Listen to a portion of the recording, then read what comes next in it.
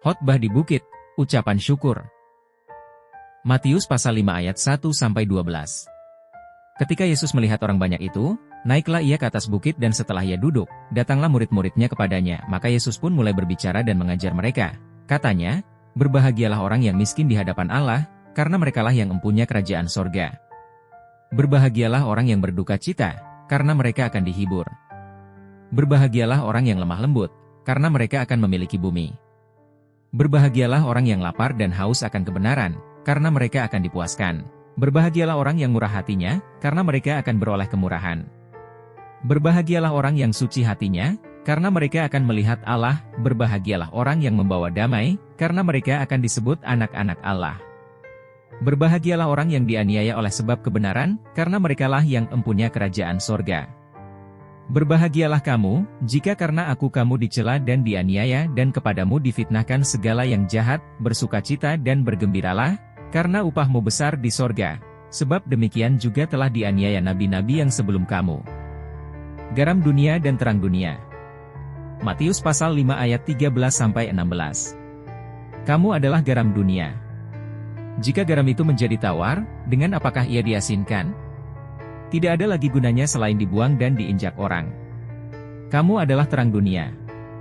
Kota yang terletak di atas gunung tidak mungkin tersembunyi. Lagi pula orang tidak menyalakan pelita lalu meletakkannya di bawah gantang, melainkan di atas kaki dian sehingga menerangi semua orang di dalam rumah itu. Demikianlah hendaknya terangmu bercahaya di depan orang, supaya mereka melihat perbuatanmu yang baik dan memuliakan Bapamu yang di sorga. Yesus dan Hukum Taurat. Matius pasal 5 ayat 17-48. Janganlah kamu menyangka bahwa aku datang untuk meniadakan hukum Taurat atau kitab para nabi. Aku datang bukan untuk meniadakannya, melainkan untuk menggenapinya. Karena aku berkata kepadamu, sesungguhnya selama belum lenyap langit dan bumi ini, satu iota atau satu titik pun tidak akan ditiadakan dari hukum Taurat, sebelum semuanya terjadi. Karena itu siapa yang meniadakan salah satu perintah hukum Taurat sekalipun yang paling kecil, dan mengajarkannya demikian kepada orang lain, ia akan menduduki tempat yang paling rendah di dalam kerajaan sorga. Tetapi siapa yang melakukan dan mengajarkan segala perintah-perintah hukum Taurat, ia akan menduduki tempat yang tinggi di dalam kerajaan sorga. Maka aku berkata kepadamu, jika hidup keagamaanmu tidak lebih benar daripada hidup keagamaan ahli-ahli Taurat dan orang-orang Farisi, sesungguhnya kamu tidak akan masuk ke dalam kerajaan sorga. Kamu telah mendengar yang difirmankan kepada nenek moyang kita, jangan membunuh. Siapa yang membunuh harus dihukum. Tetapi aku berkata kepadamu, setiap orang yang marah terhadap saudaranya harus dihukum. Siapa yang berkata kepada saudaranya, kafir, harus dihadapkan ke mahkamah agama. Dan siapa yang berkata, jahil, harus diserahkan ke dalam neraka yang menyala-nyala. Sebab itu, jika engkau mempersembahkan persembahanmu di atas mezbah dan engkau teringat akan sesuatu yang ada dalam hati saudaramu terhadap engkau, tinggalkanlah persembahanmu di depan mezbah itu dan pergilah berdamai dahulu dengan saudaramu, lalu kembali untuk mempersembahkan persembahanmu itu. Segeralah berdamai dengan lawanmu selama engkau bersama-sama dengan dia di tengah jalan, supaya lawanmu itu jangan menyerahkan engkau kepada hakim dan hakim itu menyerahkan engkau kepada pembantunya dan engkau dilemparkan ke dalam penjara. Aku berkata kepadamu, sesungguhnya engkau tidak akan keluar dari sana, sebelum engkau membayar hutangmu sampai lunas. Kamu telah mendengar firman, jangan berzinah, tetapi aku berkata kepadamu, setiap orang yang memandang perempuan serta menginginkannya, sudah berzinah dengan dia di dalam hatinya. Maka jika matamu yang kanan menyesatkan engkau, cungkilah dan buanglah itu, karena lebih baik bagimu jika satu dari anggota tubuhmu binasa, daripada tubuhmu dengan utuh dicampakkan ke dalam neraka. Dan jika tanganmu yang kanan menyesatkan engkau, penggallah dan buanglah itu, karena lebih baik bagimu jika satu dari anggota tubuhmu binasa daripada tubuhmu dengan utuh masuk neraka. Telah difirmankan juga, siapa yang menceraikan istrinya harus memberi surat cerai kepadanya. Tetapi aku berkata kepadamu, setiap orang yang menceraikan istrinya kecuali karena zina, ia menjadikan istrinya berzinah dan siapa yang kawin dengan perempuan yang diceraikan, ia berbuat zina. Kamu telah mendengar pula yang difirmankan kepada nenek moyang kita, jangan bersumpah palsu, melainkan peganglah sumpahmu di depan Tuhan.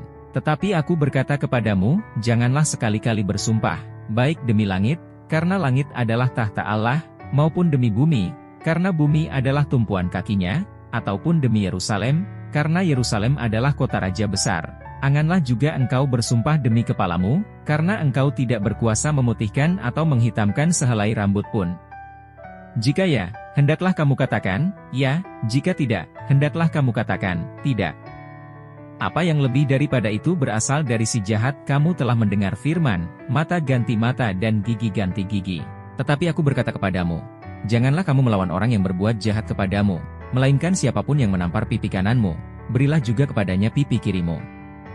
Dan kepada orang yang hendak mengadukan engkau karena mengingini bajumu, serahkanlah juga jubahmu. Dan siapapun yang memaksa engkau berjalan sejauh 1 mil, berjalanlah bersama dia sejauh 2 mil. Berilah kepada orang yang meminta kepadamu dan janganlah menolak orang yang mau meminjam daripadamu. Kamu telah mendengar firman, kasihilah sesamamu manusia dan bencilah musuhmu. Tetapi aku berkata kepadamu, kasihilah musuhmu dan berdoalah bagi mereka yang menganiaya kamu. Karena dengan demikianlah kamu menjadi anak-anak Bapamu yang di sorga, yang menerbitkan matahari bagi orang yang jahat dan orang yang baik dan menurunkan hujan bagi orang yang benar dan orang yang tidak benar. Apabila kamu mengasihi orang yang mengasihi kamu, apakah upahmu? Bukankah pemungut cukai juga berbuat demikian? Dan apabila kamu hanya memberi salam kepada saudara-saudaramu saja, apakah lebihnya daripada perbuatan orang lain? Bukankah orang yang tidak mengenal Allah pun berbuat demikian? Karena itu haruslah kamu sempurna, sama seperti Bapamu yang di sorga adalah sempurna. Hal memberi sedekah. Matius pasal 6 ayat 1-4. Ingatlah, jangan kamu melakukan kewajiban agamamu di hadapan orang supaya dilihat mereka, karena jika demikian, kamu tidak beroleh upah dari Bapamu yang di sorga. Jadi apabila engkau memberi sedekah, janganlah engkau mencanangkan hal itu, seperti yang dilakukan orang munafik di rumah-rumah ibadat dan di lorong-lorong, supaya mereka dipuji orang.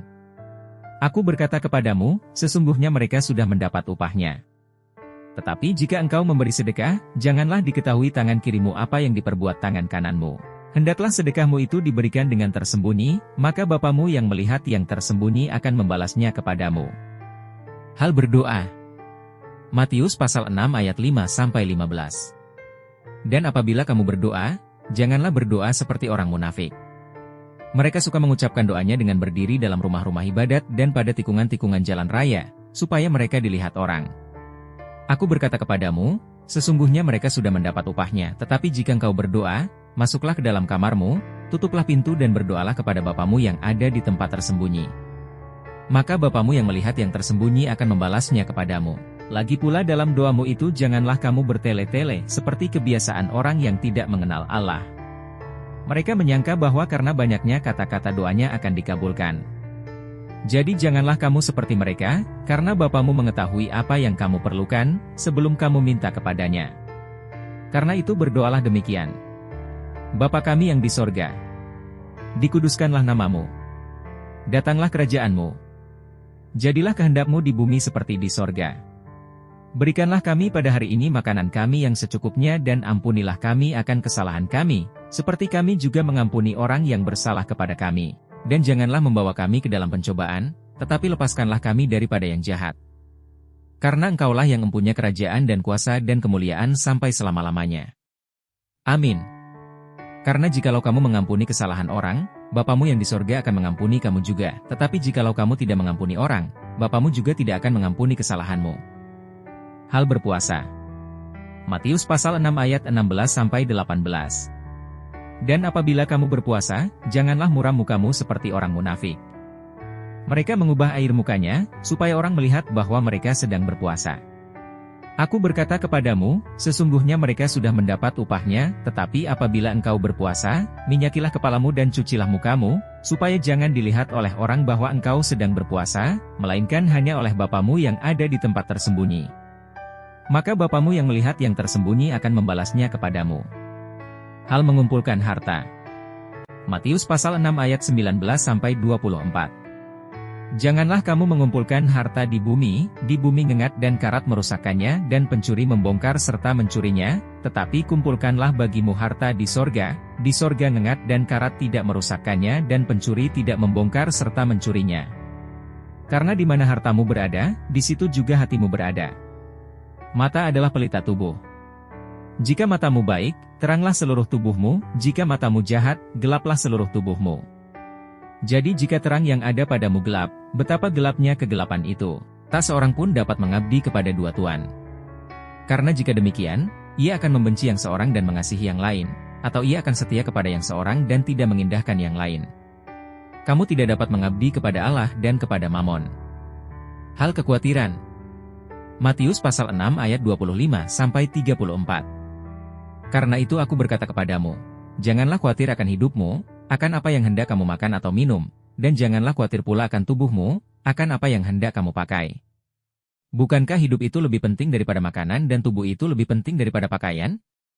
Pandanglah burung-burung di langit, yang tidak menabur dan tidak menuai dan tidak mengumpulkan bekal dalam lumbung, namun diberi makan oleh Bapamu yang di sorga.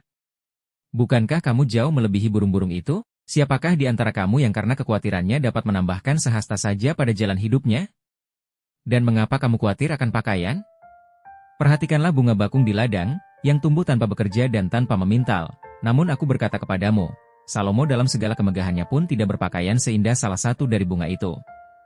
Jadi jika demikian Allah mendandani rumput di ladang, yang hari ini ada dan besok dibuang ke dalam api, tidakkah ia akan terlebih lagi mendandani kamu, hai orang yang kurang percaya? Sebab itu janganlah kamu khawatir dan berkata, apakah yang akan kami makan? Apakah yang akan kami minum? Apakah yang akan kami pakai? Semua itu dicari bangsa-bangsa yang tidak mengenal Allah. Akan tetapi Bapamu yang di sorga tahu, bahwa kamu memerlukan semuanya itu. Tetapi carilah dahulu kerajaan Allah dan kebenarannya, maka semuanya itu akan ditambahkan kepadamu. Sebab itu janganlah kamu khawatir akan hari besok, karena hari besok mempunyai kesusahannya sendiri. Kesusahan sehari cukuplah untuk sehari.